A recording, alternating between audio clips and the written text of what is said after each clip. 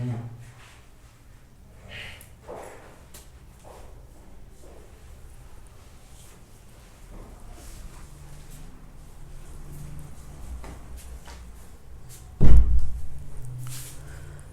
संस्कृताय साथियों, मैं पुष्पा यादव आप सभी साथियों का अपने चैनल लक्ष्य संस्कृतम में हार्दिक स्वागत करती हूँ। साथियों, हम आपको जो है वृद्धि संधि डॉक्टर बाबूराम सक्सेना द्वारा लिखी गई जो किताब है टीजीटी में संस्कृत व्याकरण प्रवेशिका, उसी के आधार पे हम संधि पढ़ा रहे थे। तो संधि में हमारा चल रहा था पररूप संधि। पररूप संधि के बारे में बताया। आज हम पररूप संधि का जो वार्तिक है वा सुप्या पिछलेह, उसके बारे में पढ़ेंगे। तो वा सुप्या पिछलेह जो वार्तिक है वो हमारा क्या कहता है?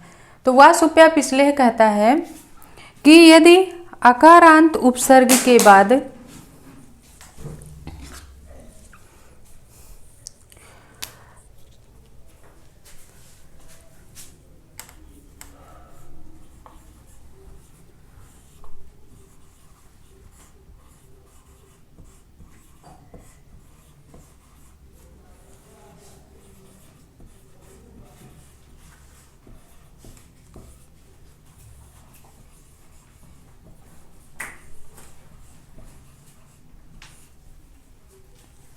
यदि अकारांत उपसर्ग के बाद एकार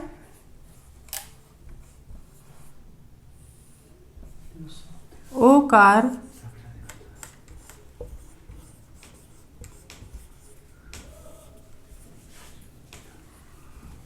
नाम धातु आवे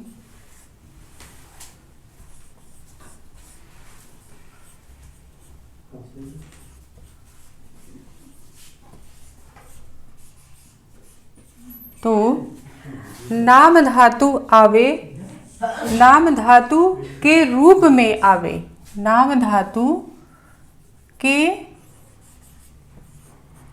रूप में आवे, नाम धातु के रूप में आवे आवे तो वृद्धि आदेश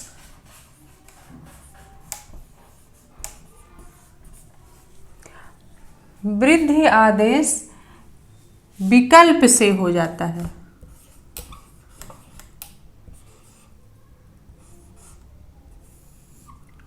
विकल्प से हो जाता है। ये हमारा वा सुप्यः पिछले की जो है परिभाषा है। वा सुप्या पिछलेह कह रहा है यदि अकारांत उपसर्ग के बाद एकार ओकार नाम धातु आवे तो क्या हो जाता है? नाम धातु के रूप में आवे तो वृद्धि आदेश होता है, लेकिन कैसे होता है? विकल्प से होता है। यानी वा सुप्या पिछलेह के अनुसार जो रूप बनेगा वो दो रूप होगा। विकल्प से मतलब होता है दो बार बनता है, दो रूप, एक ही शब्द के दो रूप बनते हैं। तो आइए हम उदाहरण के द्वारा समझते हैं कैसे होगा। तो जैसे हमारा शब्द है एक उपेड कीयति, एक उपेड कीयति है, एक रूप तो ये है पहला, और दूसरा रूप है उपैड कीयति, उपैड कीयति। अब इनकी सिद्धि करके हम बता रहे हैं कि कैसे इनका दो रूप बनेगा। उपेड कीयति का जब हम संधि विच्छेद करेंगे तो उपधन क्या हो जाएगा? एड कीयति हो जाएगा। उपधन एड कीयति। अब यहाँ हम पररूप का नियम लगाएंगे, पररूप संधि का। तो पररूप संधि कह रहा है यदि अकारांत उपसर्ग के बाद एकार ओकार एंग आवे तो क्या होता है? बाद वाला रूप हो जाता है। तो यहाँ अकारांत उपसर्ग है, ये उप जो है अकारांत उपसर्ग है क्योंकि ऊ है, पा और क्या है? आ है। तो पा का जो आ है वो ह्रस्व आ है, इसलिए अकारांत है। उसके बाद ए आया है, तो एडकेयत का जो ए आया है तो यहाँ पर रूप संधि का नियम लग के बाद का रूप ए होगा। जब बाद वाला रूप ए हो जाएगा तो हमारा शब्द बनेगा उप धन ए धन डकीयति, डकीयति। और जब हम इसको मिलाएंगे तो हमारा शब्द बन जाएगा ऊपा। ये जो है पा में आया तो ए की मात्रा लग गई, डकीयति शब्द जुड़ गया इसमें आके, तो पेड़ कीयति बन गया। ये किस संधि किस सूत्र से हुआ है? एंग पर रूपम से, एंग पर रूपम से, एंग पर रूपम सूत्र से, एंग पर रूपम सूत्र से हमारा ये बन गया उपेड़ कीयत। एक रूप तो ये हो गया। अब उपेड़ कीयत कैसे बनेगा? उपेड़ कीयत का हम संधि विच्छेद करेंगे तो होगा उपधन एड कीयति हो जाएगा। उपधन एड कीयति जब हो गया तो अकारांत उपसर्ग उप है, ऊ है, पा में आ है, उसके बाद ए है, और आ के बाद ए आए तो वृद्धि संधि का यहाँ वृद्धि रेच से वृद्धि आदेश भी होगा। यहाँ वृद्धि संधि का नियम भी लगेगा, क्योंकि ह्रस्व या दीर्घ आ के बाद यदि ए आता है तो ए हो जाता है, ऐसा वृद्धि संधि की परिभाषा है। तो यहाँ आ के बाद ए आया है तो वृद्धि रेच सूत्र से ए आदेश हो गया। वृद्धि आदेश हुआ किस सूत्र से? वृद्धि रेच से, वृद्धि रेच सूत्र से अय आदेश हो गया। जब ये अय आदेश हो गया तो ये हमारा शब्द क्या बन जाएगा? उप अय आके पा में जुड़ गया तो अय की मात्रा ड कीयति शब्द जुड़ जाएगा इसमें, तो ये हमारा शब्द बन जाएगा उपेड़ कीयति। तो वासुप्य पिछले से उपेड़ कीयति और उपेड़ कीयति दो रूप बने। ये वार्तिक विकल्प से कर रहा है, वाह का मतलब ही होता है विकल्प से। तो वाह सुप्या पिछले से उपेड़ कीयति और उपेड़ कीयति दो रूप इसके बन गए। और एक है, एक उदाहरण है हमारा,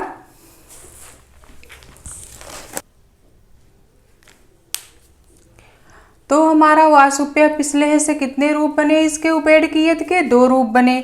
दो रूप में उपेड़ कीयत कैसे बना? उपेड़ कीयत का जब हम संधि विच्छेद किए तो उप धन एड कीयति हो गया। उप के ये उप जो है उपसर्ग है एक, और कैसा उपसर्ग? अकारांत है, क्योंकि उप में ऊ है, पा है, और पा का क्या है? आ है। ये आ ह्रस्व है इसलिए अकारांत है। उसके बाद एड कीयति का ए आया है, तो यहाँ एंगी पर रूपम सूत्र से पर रूप आदेश हो जाएगा, क्योंकि अकारांत उपसर्ग के बाद यदि ए या अय आवे तो अय आदेश ए या ए आए तो क्या हो जाता है? एंग आए। पर रूप में एंग आए तो ए जो है एंग प्रत्याहार का वर्ण है, इसलिए पर रूप आदेश हुआ, यानी बाद का रूप हो जाएगा। तो आ के बाद ए एंग प्रत्याहार का वर्ण है, इसलिए जब पर रूप आदेश होगा यानी बाद का रूप ए हो जाएगा, तो यहाँ ए हो गया। फिर हमारा ये शब्द बन गया उप ए डकीयति बना। फिर इनको जब हम मिलाएंगे तो ए जो है पा में आके जुड़ गया तो उपे हो गया, डकीयत जुड़ गया तो पेड़ कीयति बना। ये हमारा एंग पर रूपम से ये पर रूप आदेश हो गया। इसमें पर रूप संधि है, एक रूप तो एक हो गया। फिर अगला एक रूप इसका और है उपेड़ कीयत। उपेड़ कीयत का भी संधि विच्छेद सेम ऐसे ही होगा। उप धन एड कीयत, उप का जो आकार है और एडकीयत का जो एकार है, आ के बाद ए आया है, इसलिए यहाँ वृद्धि रेच सूत्र का नियम लग के वृद्धि आदेश अय हो गया है। क्योंकि आ के बाद ए आया है तो अय आदेश होगा, ऐसा वृद्धि संधि की परिभाषा कहती है। तो यहाँ अय हो गया, तो ये हमारा शब्द बन गया क्या? उपेड़ कीयत। दो रूप बने, एक उपेड़ कीयति बना और दूसरा उपेड़ कीयति बना। इसमें एक उदाहरण और दिया है, उसको भी हम समझ लेते हैं। दूसरा उदाहरण है हमारा, दूसरा उदाहरण हमारा है प्रोधीयति। प्रोधीयति पहला है प्रोधीयति, प्रोधीयति है, और दूसरा उदाहरण है प्रोधीयति।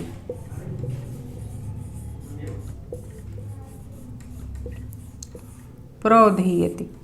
अब प्रोधीयति कैसे बना है?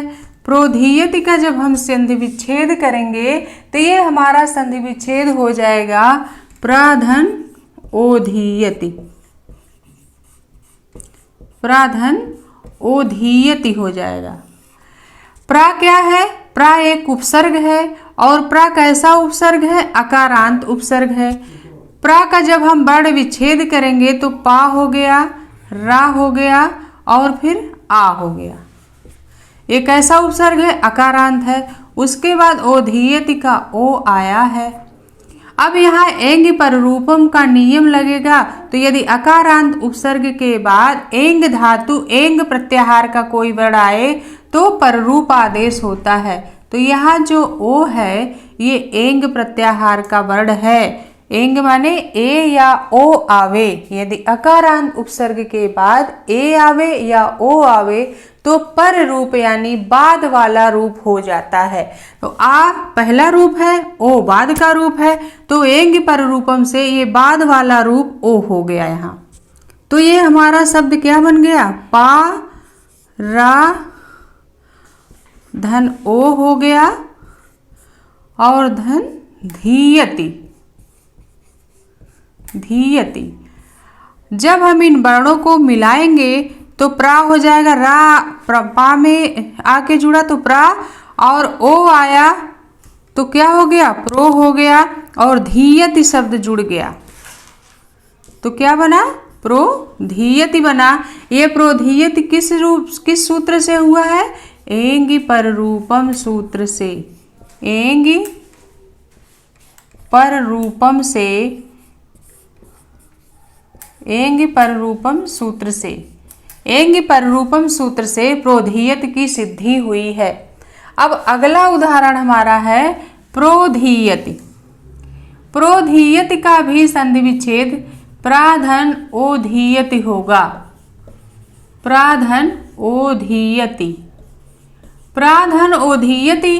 प्रा क्या है? ये भी अकारांत उपसर्ग है। इसको हम अगर अलग करेंगे तो पा में क्या है? रा है जो आधा है, लिख देंगे। उसके बाद क्या है? आ है। आ ये क्या है? अकारांत है, आ है। उसके बाद ओ आया है हमारा। जब ओ आया है तो यहाँ वृद्धि रेच का नियम लग रहा है, क्योंकि ह्रस्व या दीर्घ आ के बाद यदि ओ आता है तो वृद्धि आदेश औ हो जाता है। तो यहाँ ओ का क्या हो गया? औ आदेश हो गया। जब हमारा औ आदेश हो गया तो पा रा औ धीयति हुआ। धीयति हुआ। जब हम इन वर्णों को जोड़ देंगे, रा पा में जुड़ा तो प्रा हो गया और ओ आके व्यंजन वर्ण में जुड़ गया तो प्रो हो गया।